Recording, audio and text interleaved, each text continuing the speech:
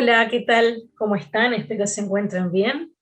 Bueno, hoy quisiera compartir con ustedes una frase que leí que me llamó la atención y es de un entrenador de fútbol americano, fue un entrenador de fútbol americano llamado Lou Holtz. Y la frase dice lo siguiente: no es el peso lo que te destruye, sino la manera en que lo cargas. No es el peso lo que te destruye, sino la manera en que lo cargas.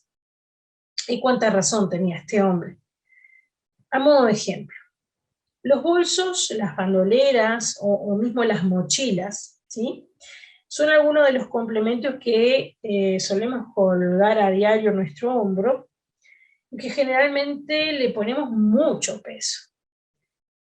Y el tema es que si no corregimos esa conducta, puede tener consecuencias sobre la buena salud de nuestra estructura ósea, de nuestra columna. Así que para poder llevar carga sobre nuestros hombros, es necesario que estemos preparados a nivel muscular y que además sepamos cómo repartir el peso, de tal manera que este no esté desequilibrándonos ni tampoco descompensándonos, y que una parte no sea sobrecargada y que a la vez también termine dañando la otra. Por lo tanto, podríamos decir que para mantener una espalda alineada y en perfecto estado de salud es fundamental mantener una postura adecuada. Algo parecido pasa cuando llevamos una carga pesada, no solo a nivel físico, sino en nuestros pensamientos, a nivel emocional, a nivel espiritual. Dependiendo de cómo llevemos ese peso sobre nosotros, será nuestro estado de salud, nuestro enfoque hacia la vida. Puede que ante ese peso que llevemos reaccionemos mal, que perdamos el control, que no seamos capaces de gestionar nuestras emociones y que luego terminemos con remordimiento por las consecuencias que nosotros mismos generamos. O también puede pasar lo contrario, que actuemos con asertividad, que solucionemos los problemas y las dificultades de una manera mucho más eficaz, y tomando todo esto como una oportunidad para madurar, para crecer, para avanzar. Lo cierto es que todo depende del peso que llevemos y de cómo lo llevemos. Es decir, dependiendo de lo que hay en nuestro interior, de cómo pensamos, de nuestras creencias básicas, de nuestros valores, es cómo vamos a llevar este problema o dificultad que se nos está interponiendo y con la cual estemos obligados a lidiar, ¿sí? Para poder superar y seguir adelante. Y es sobre esto, sobre cómo los cristianos de Tesalónica llevaban sus cargas y lo que siente el apóstol Pablo al respecto, es lo que podemos ver en 1 de Tesalonicenses capítulo 3. Hagamos un poquito de historia.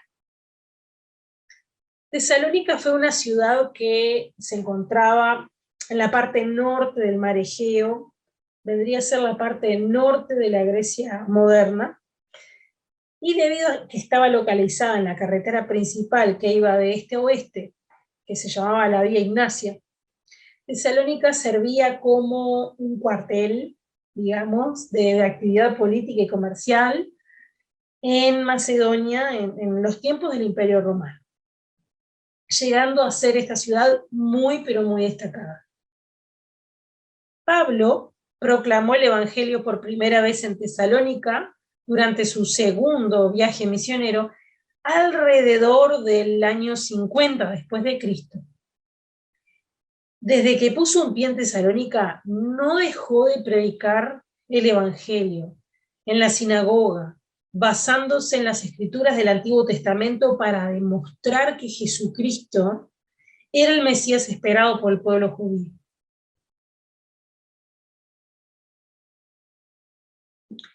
Gracias a esto, algunos judíos y una buena cantidad de griegos aceptaron el mensaje, y con estos creyentes el apóstol organizó una iglesia compuesta su gran mayoría por gentiles. Además, un número considerable de mujeres prominentes de la ciudad respondieron también al mensaje de Pablo. Evidentemente, los judíos, algunos judíos incrédulos y radicales, estaban furiosos por el éxito que estaba teniendo Pablo en la propagación del Evangelio, y en especial por convertir a los gentiles. Entonces estos judíos radicales generaron un tumulto en contra de él, acusándolo de sedición y obligándolo a salir de la ciudad. De Tesalónica pasó a Berea, una ciudad que estaba cerca, y aún hasta allí los judíos, estos radicales, lo persiguieron. Así que se tuvo que ir Pablo también de esa ciudad, pero dejó allí a Silas y Timoteo que lo estaban acompañando. Pablo entonces viajó más lejos, viajó a Atenas, pero tan pronto llegó allí, pidió por favor que Silas y Timoteo se unieran a él, que él deseaba verlos, que deseaba compartir con ellos las cargas que él tenía, así como deseaba profundamente y de todo corazón volver a ver a los cristianos de Tesalónica. Porque la iglesia de Tesalónica, como quien dice, era una iglesia recién nacida, y sabía Pablo por experiencia propia que los mismos judíos que lo echaron de allí estarían ahora descargando todo su furor de manera implacable contra estos hermanos y hermanas de Tesalónica. Entonces, con una profunda angustia y ansiedad, por saber cómo estaban estos hermanos y hermanas de esta ciudad de Tesalónica, es que Pablo envía a Timoteo para que les animara bajo la dura persecución que seguro estaban experimentando y les ayudara a llevar sus cargas.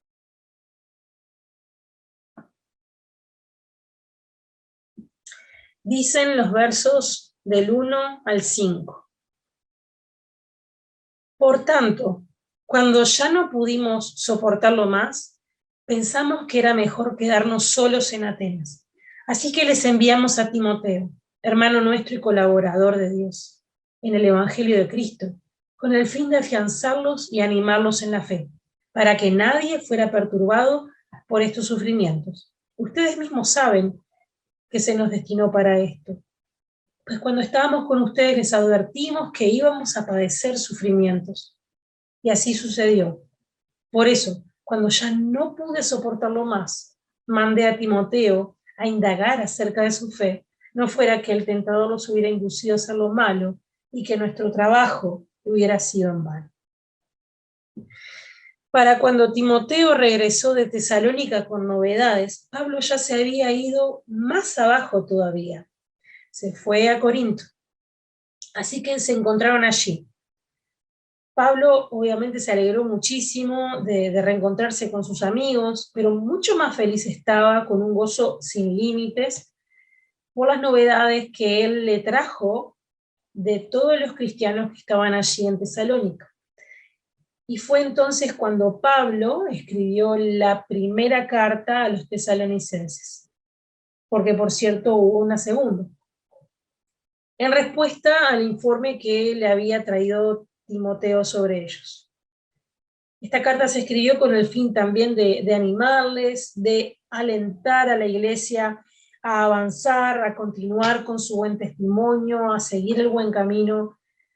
También quiso responder algunas dudas que ellos tenían, también corregir algunos malos entendidos que habían por allí, pero principalmente para elogiarlos por cómo estaban sobrellevando las cargas que ellos estaban padeciendo, de cómo estaban afrontando los problemas que soportaban a diario. Bueno, ¿cuál fue el reporte de Timoteo y qué generó en Pablo? Lo podemos ver en los versos del 6 al 10. Ahora Timoteo acaba de volver de Tesalónica con buenas noticias de la fe y del amor de ustedes. Nos dice que conservan gratos recuerdos de nosotros y que tienen muchas ganas de vernos. tanto como nosotros a ustedes. Por eso, hermanos, en medio de todas nuestras angustias y sufrimientos, ustedes nos han dado ánimo por su fe. Ahora sí que vivimos al saber que están firmes en el Señor. ¿Cómo podemos agradecer bastante a nuestro Dios por ustedes y por toda la alegría que nos han proporcionado delante de Él? Día y noche le suplicamos que nos permita verlos de nuevo para cumplir lo que le faltaba a su fe. Saben, cargar con pesos, enfrentar dificultades, sentir dolor, es parte de nuestra vida como seres humanos. Y estas cosas no solo pasan cuando hacemos las cosas mal, porque allí es evidente. De hecho, como seres humanos y como cristianos también, están implícitos al cumplimiento de nuestra misión cristiana, sea cual sea el lugar en donde estemos, todo esto que les dije de lo que es el sufrimiento, de lo que es el dolor, de lo que es tener dificultades, adorar a Dios a veces no resulta fácil, ser y actuar como Jesús tampoco, llamar al prójimo, a todos, también es muy difícil.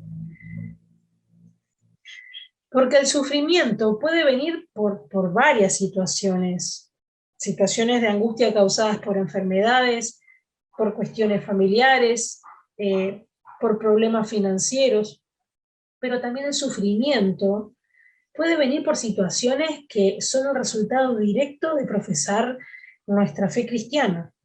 Aquí es cuando hablamos de persecución. Tal como les pasó a Pablo y a los de Tesalónica en el texto que hemos estado leyendo, así también ocurre en la actualidad. La persecución a los cristianos implica todo tipo de injusticia, malos tratos, falta de respeto a los derechos humanos esenciales, con el único y exclusivo fin de impedir la proclamación del Evangelio, sea por parte de un individuo, sea por parte de un grupo o de una comunidad entera. Por ejemplo, hay países en donde los cristianos no tienen sus derechos de libertad religiosa garantizados. Más aún, la conversión al cristianismo está prohibida por las amenazas del gobierno o de grupos extremistas. También se ven obligados a dejar sus casas o empleos por miedo a la violencia que puede llegar a ellos. Son arrestados, interrogados y en varias ocasiones torturados por rechazar el negar a Jesús. Son agredidos físicamente o incluso muertos a causa de su fe. Actualmente, más de 360 millones de cristianos en el mundo enfrentan algún tipo de oposición como resultado de su fe en Jesús. Es decir, hoy en día, 1 de cada 7 cristianos es perseguido por proclamar el nombre de Jesús. Este es el número estimado que recientemente fue publicado, de hecho, este 19 de enero de 2022, por el Centro de Investigaciones de Puertas Abiertas, una organización que trabaja en pos de los cristianos perseguidos. Y bueno, allí se calculó, a través de un cuestionario que fue aplicado a varios cristianos locales, y bueno, y que todo esto llevó a clasificar los 50 países donde la persecución es más severa. Y estos números revelan el número de cristianos perseguidos aumentó una vez más, triplicándose en menos de una década. Llegando así a la conclusión, este equipo de investigación, que el cristianismo es la religión más perseguida en el mundo. Si tenés interés en saber más sobre la persecución, te invito a que veas una prédica que hace poco se compartió y que habla sobre el tema. Y te dejamos el link en la caja de descripción. Y también un video publicado recientemente por Puertas Abiertas, con más información estadística sobre la persecución a los cristianos. También te dejamos el link en esta descripción. ¿Qué podemos decir entonces? Bueno, el sufrimiento, así como la persecución, no son una novedad. Los cristianos de Tesalónica eran personas comunes y corrientes, como vos y como yo, cristianos con anhelos, con sueños, como cualquiera de nosotros. Pero debido al lugar y contexto donde se encontraban, sufrían serias consecuencias por vivir una relación con Dios por medio de Jesucristo.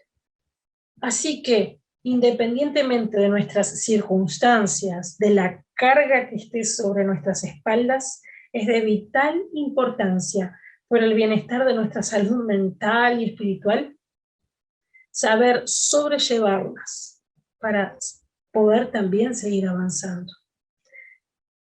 Los cristianos de Tesalónica supieron hacerlo, y por esto Pablo se regocijaba al saber de ellos y le agradecía a Dios por todo eso. Y es en los últimos versículos de este capítulo, a partir del versículo 11, que es que Pablo eleva una oración a Dios a favor de ellos. Y en esta oración vemos qué es lo que ellos deben de tener, cuáles son las claves para que ellos se mantengan de pie ante las adversidades. Primera clave, la vemos en el versículo 12. Que el Señor los haga crecer para que se amen más y más unos a otros y a todos, tal como nosotros los amamos a ustedes. Amar y ser amado en una comunidad cristiana nos da la confianza para compartir nuestras problemáticas y sobrellevar las cargas los unos con los otros. Así como se recomienda no llevar bolsos ni mochilas sobre un solo hombro, sino más bien repartir el peso sobre los dos, así también debemos sobrellevar las cargas los unos con los otros. Ser parte de una comunidad cristiana y compartir nuestras problemáticas nos ayuda a dar y a sentir empatía y tolerancia y misericordia y amor por los hermanos sufrientes. Estimula y ayuda también a aplicar todo lo aprendido en la teoría, es decir, todo lo que hemos leído y estudiado en la Biblia, entonces es momento de aplicarlo. Y esto nos ayuda mucho. Al sentirnos escuchados y amados, también nos ayuda a bajar nuestros niveles de ansiedad y nos ayuda a ver la adversidad desde otros puntos de vista. Mucho más cuando permitimos que otros nos aconsejen. Y así, como un espejo, podemos identificar nuestras fortalezas y debilidades porque nos empezamos a ver a nosotros mismos. Y de esta manera procuramos potenciar las unas y corregir las otras. Y como si fuera poco, nos facilita en la toma de decisiones, de hecho, nos facilita a tomar buenas decisiones. Llegamos a ser cada vez más asertivos y llegamos cada día más a actuar como Jesús lo haría si Él estuviera en nuestro lugar. Veamos por último la segunda clave que encontramos en el versículo 13. Que los fortalezca interiormente para que, cuando nuestro Señor Jesús venga con todos sus santos, la santidad de ustedes sea intachable delante de nuestro Dios y Padre. La fortaleza interior proviene del conocimiento que tenemos de Jesús. Y esto es fundamental, porque tal como pensamos, así actuamos.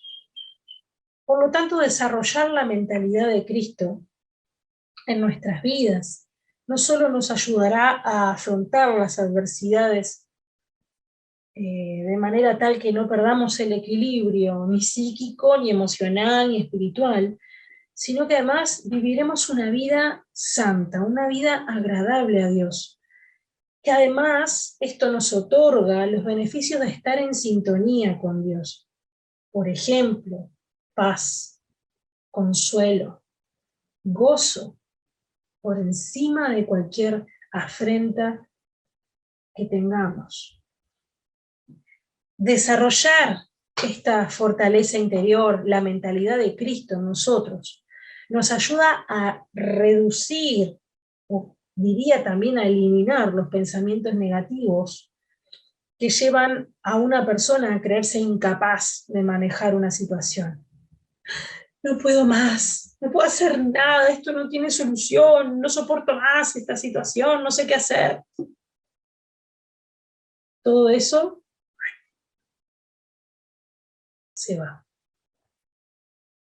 Y además nos ayuda a tener una perspectiva también divina sobre la situación que enfrentamos.